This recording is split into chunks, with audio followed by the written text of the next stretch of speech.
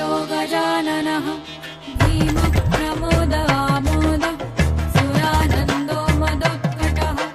हीरम्बः शम्बरः शम्भुर्लम्बकर्णो महाबलः नन्दनो लम्पटो भीमो मेघनादो गणञ्जयः विनायको विरूपाक्षो वीरः शूरवरप्रदः महागणपतिर्बुद्धिः प्रियः क्षिप्रप्रसादनः रुद्रप्रियो गणाध्यक्ष उमापुत्रो घनाशनः कुमारा गुरुरीशान पुत्रो मूषकवाहनः सिद्धिप्रियः सिद्धिपातिः सिद्धः सिद्धिविनायकः अविघ्नस्तुङ्गुरुः सिंहः वाहनो मोहिनीप्रियः कटङ्कटो राजपुत्रः शाकटः संमितोमितः कुष्माण्डसामसम्भूतिर्दुर्जयो दुर्जयो जयः भूपतिर्भुवनपतिर्भूतानां पतिरव्ययः विश्वकर्ता विश्वमुखो विश्वरूपो निधिर्गुणः कविः कवीनामृषभो ब्रह्मण्डो ब्रह्मवित्प्रियः ज्येष्ठराजो निधिपतिर्निधिप्रियः पतिप्रियः हिरण्मयो पुरान्तस्थः सूर्यमण्डलमध्यगः कराहती ध्वस्तसिन्धु सरीडः पूषदन्तभिक् उमाङ्ककेलिकूतुकी मुक्तिदः कूलपावनः किरीटी कुण्डलीहारी वनमाली मनोमयः वैमुख्यहतदैत्यश्री पादाहतीजितक्षितिः सद्योजातः स्वर्णमुञ्जा मेखली दुर्निमित्तहृत् दुःस्वप्नहृत्प्रसहनो गुणीनादप्रतिष्ठितः सुरूपः सर्वनेत्रादि वासो विरासनाश्रयः पीताम्बरः खण्डनादः खण्डवैशाखसंस्थितः चित्राङ्गशमदशनो भालचन्द्रो हविर्भुजः योगाधीपस्तारकस्थः पुरुषो गजकर्णकः गणाधीराजो विजयः स्थिरो गजापतिर्ध्वजी देवदेवः स्मरः प्राण दीपको वायुकीलकः विपश्चेद्वरदो नादो नादभिन्नो महाचलः वराहरदनो मृत्युञ्जयो व्याघ्राजिनाम्बरः इच्छाशक्ति भवो देवा त्रातदैत्यविमर्दनः शम्भुभक्त्रोद्भवः शम्भु कोपः शम्भुहास्यभुः शम्भुतेजः शिवशोक आदिगौरीसुखावहः उमङ्गमलजो गौरी तेजोभुः स्वर्धुनीभवः यज्ञकायो महानादो गिरिवर्ष्माशुभाननः सर्वात्मा सर्वदेवात्मा ब्रह्ममुद्धाककुक्षृतिः ब्रह्माण्डकुम्भशिद्योम बालः सत्यशिरोरुहः जगज्जन्मलयोन्मेष निमेषोऽग्न्यर्कसोमट गिरीन्द्रैकरदो धर्मा धर्मोष्ठसामबृंहितः ग्रहर्षदशनो वाणी जीवो वासवनासिकः भ्रूमध्यसंस्थितकरो ब्रह्मविद्यामदोदकः कुलाचलं स सोमार्क घण्टो रुद्रशिरोधरः नदीनदाभुजः सर्पाङ्गुलीकस्तारकानकः व्योमनाभिः श्रीविदयो मेरुपृष्ठोर्णवोदरः कुक्षिस्थयक्षगन्धर्वा रक्षः किन्नरमानुषः पृथ्वीकटिः सृष्टिलिङ्गः शैलरुद्रस्त्रजानुकः पातालजङ्घुमुनिपात् कालाङ्गुष्ठस्त्रयित्तनुः ज्योतिर्मण्डलनाङ्गूरो हृदयादाननिश्चलः हृत्पद्मकर्णिकाशाली प्रियत्केली सरोवरः सद्भक्तध्याननिगडः पूजावारी निवारितः प्रतापी काश्यपो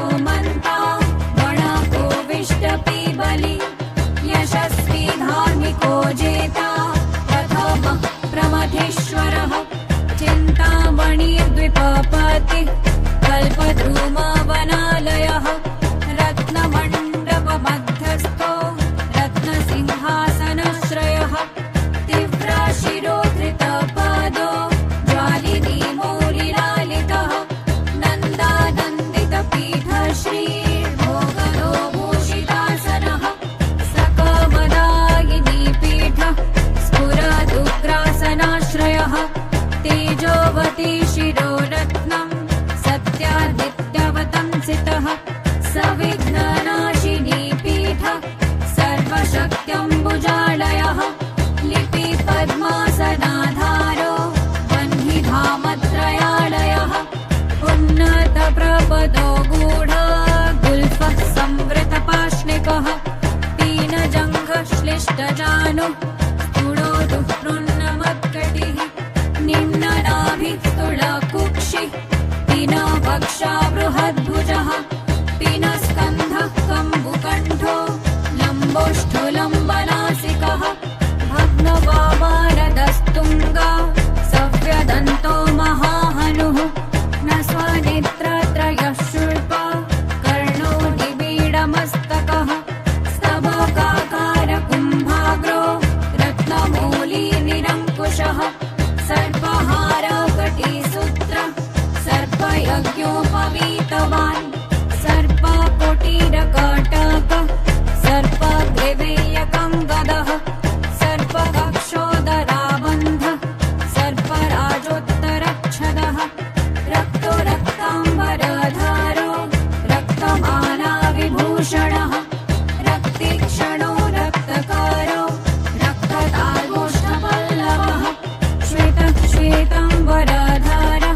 श्वेतमालाविभूषणः श्वेतातापत्ररुचिर श्वेताचामरवीजितः सर्वाभयवसम्पूर्ण सर्वलक्षणलक्षितः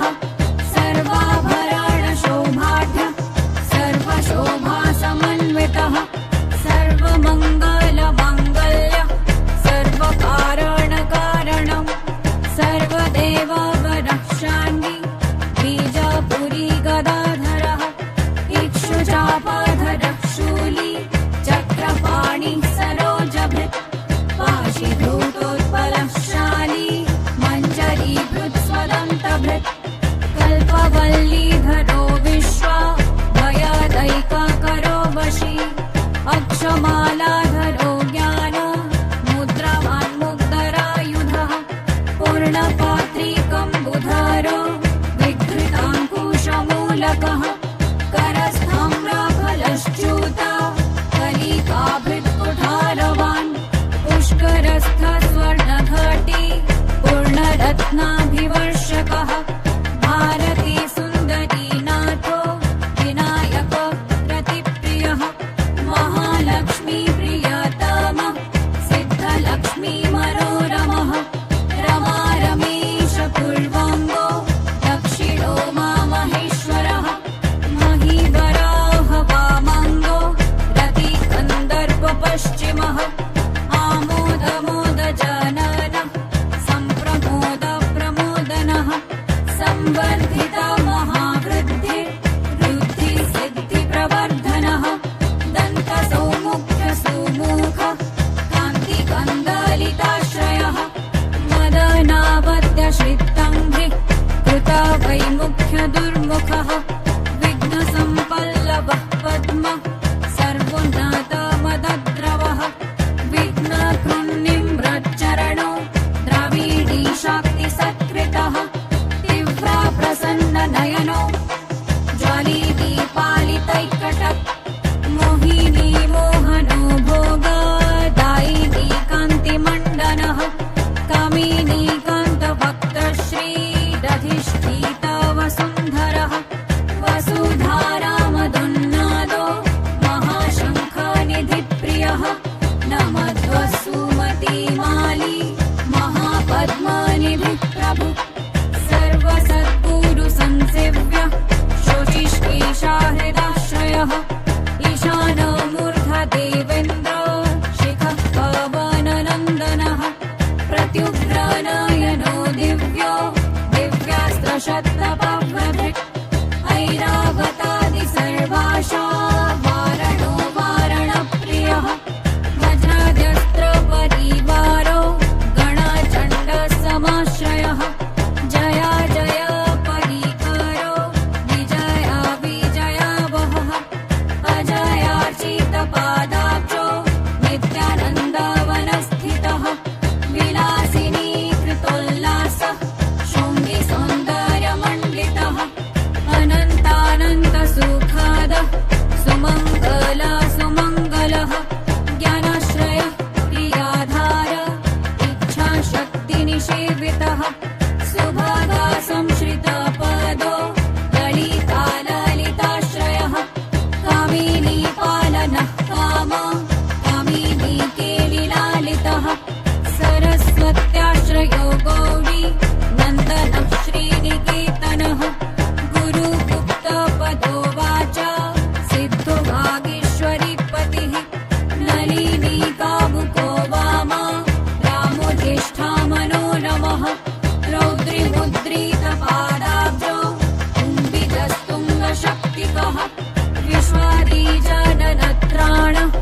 स्वाहा शक्तिः सकीलकः अमृताभिकृतवासो मदघूर्णितलोचनः उच्छिष्टोच्छिष्टगणको गणेशो गणनायकः सार्वकालिकसंसिद्धे नित्यसेव्यो दिगम्बरः अनपायो न तट्टष्टि प्रप्रमेयो जरामरः अनाविलो प्रतिहति अच्युतो मृतमक्षरः अप्रतक्र्योक्षयो जयो नाधारो नामयो मलः अमेयसिद्धिरद्वैतम् अघोरो वृषमाननः अनाकारोऽधि भूम्यग्नि बलग्नो व्यक्तलक्षणः आधारपीठमाधार आधाराधेयवर्जितः आकुकितान आशापूरक आकुमहारथः इक्षुसागरमध्यस्थ इक्षुभक्षणलालसः इक्षुचापातिरेकश्रीरिक्षुचापनिषेवितः इन्द्रगोपसमानश्री इन्द्रनीलसमद्युतिः इन्दीवरदलश्याम इन्दुमण्डलमण्डितः इद्मप्रिय इडाभाग इडावानिन्दिराप्रियः इक्ष्वाकुविघ्नविध्वंसी इति कर्तव्यतिप्सितः ईशानमौलिरीशान ईशानप्रिय इतिः ईशानात्राय कल्पान्त इहामात्र विवर्जितः उपेन्द्र ऊडुभुन्मौळि ऊडुनाथ करप्रियः उन्नतानन उत्तुङ्ग उदारस्त्रीदशाग्रणिः ऊर्जस्वानुष्मलमद उहापोह दुरासदः ऋग्यजुः सामनयन रिद्धिसिद्धिसमर्पकः ऋजुचित्तैकसुलभो ऋणत्रय विमोचनः लुप्तविघ्नः स्वभक्तानां लुप्तशक्तिः सुरद्विषां लुप्तश्रीविर्मुखाचानां लुताविस्फोटनाशनः एकारपीठमध्यस्थ एकोपादकृतासनः विदिताखिलदैत्यश्री विदिताखिलसंशयः ऐश्वर्यनिधिरैश्वर्य मैहिकामुष्मिकप्रदः परं मदसमुन्मेष ऐरावतसमाननः ओङ्कारवाच ओङ्कार ओजस्वानोषधीपतिः ओदारनिधिरोद्धत्य धैर्य औन्नत्यनिस्समः अङ्कुशः सुरनागानाम् अङ्कुशाकारसंस्थितः समस्तविसर्गान्त पदेषु परिकीर्तितः कमण्डलूधरः कल्पः कपर्दिकलभाननः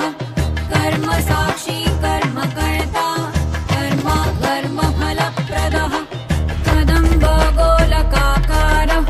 कुष्माण्डगणनायकः कारुण्यदेहः कपिलः पथकः कटिसूत्रभृत् खर्वः खड्गप्रियः खड्गः कान्तान्तस्थः निर्मलः खल्वाटशृङ्गनिलयः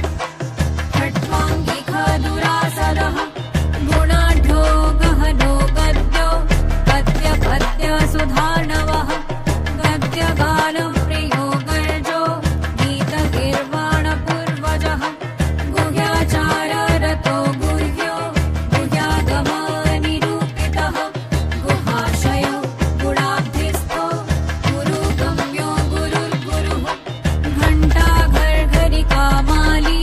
घटकुम्भो घटोदरः चण्डश्चण्डीश्वरश्चण्डी चण्डीशश्चण्डविक्रमः चराचरपिता चिन्ता मणिश्चर्वणलालसः छन्दश्चन्दोद्भवश्चन्दो दुर्लक्ष्यछन्दविग्रहः जगद्यो निर्जगत्साक्षी जगदीशो जगन्मयः जप्यो जपपरो जाप्यो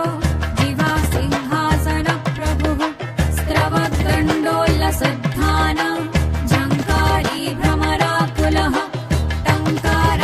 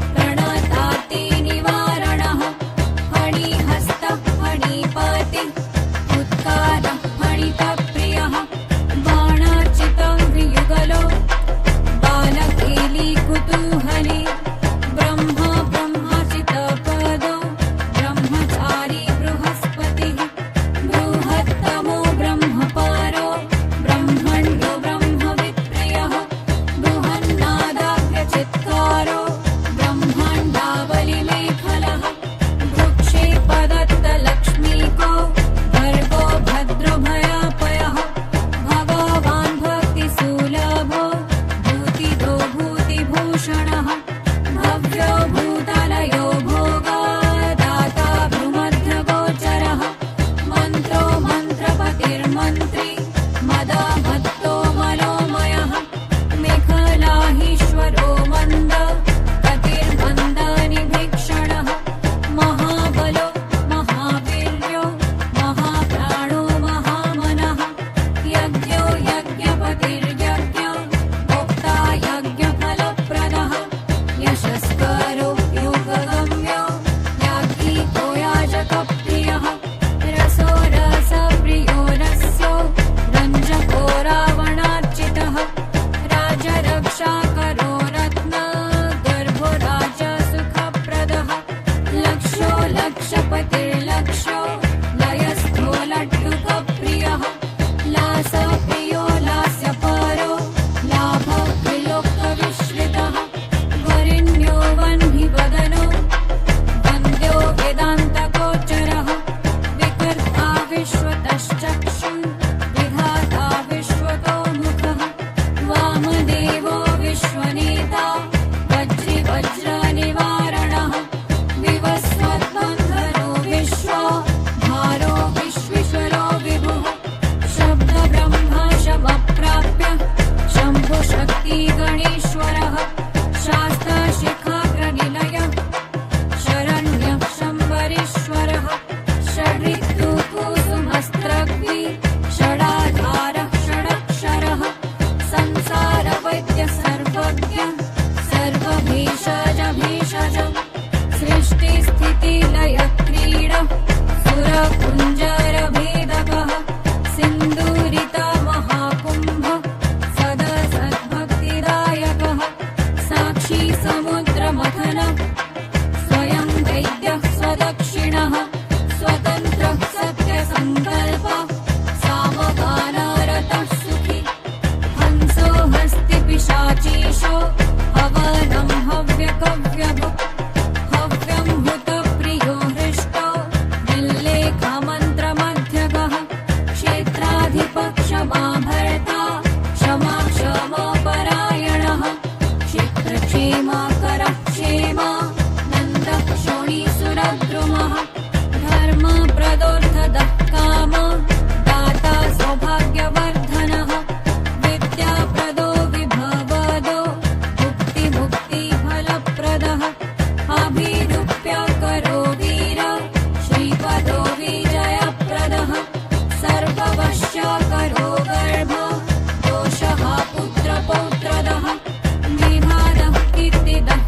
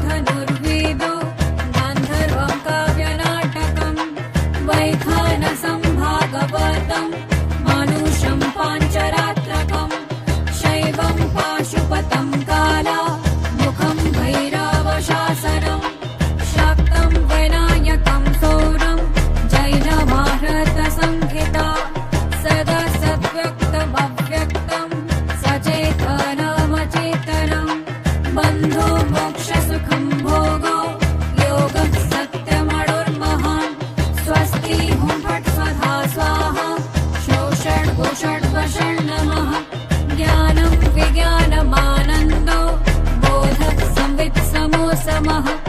एक एकाक्षराधार एकाक्षरपरायणः एकाग्रधीरेकवीर एकोऽनेकस्वरूपधृक्